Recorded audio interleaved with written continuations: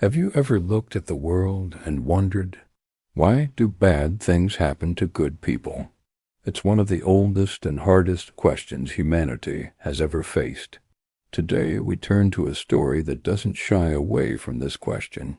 A story honest enough to face pain and divine enough to reveal hope. This is the story of Job. Look around our world today: disasters, sickness, injustice.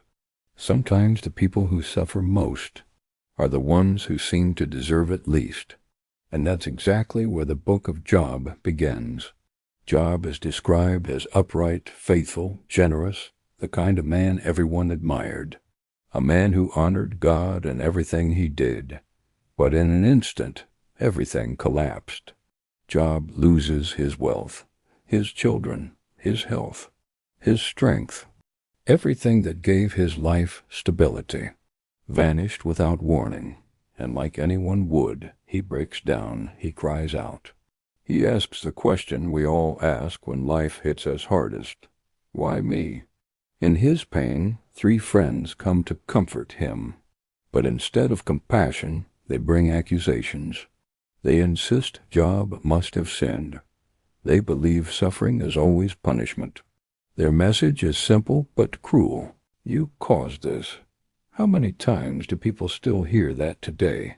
Their theology is neat, but real pain is not neat.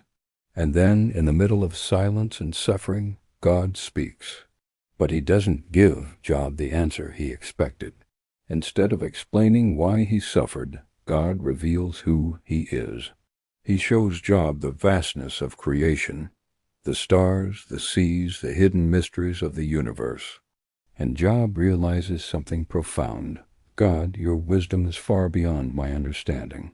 I spoke of things too wonderful for me to know. It's not a simple answer, but it is a powerful one. Sometimes God doesn't remove the pain. He gives us a new perspective that helps us endure it. In the end, Job's life is restored, not because he earned it, but because his faith grew deeper, steadier, purer. And his story gives us a message we desperately need today. You may not always understand your suffering, but God sees you in it. He walks with you through it.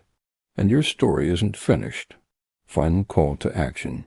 If this message encouraged you today, don't leave without doing one thing. Subscribe to the Storyteller's Bible for more life-changing Bible stories, explained with clarity, heart, and truth. Because the journey of faith is easier when we walk it together.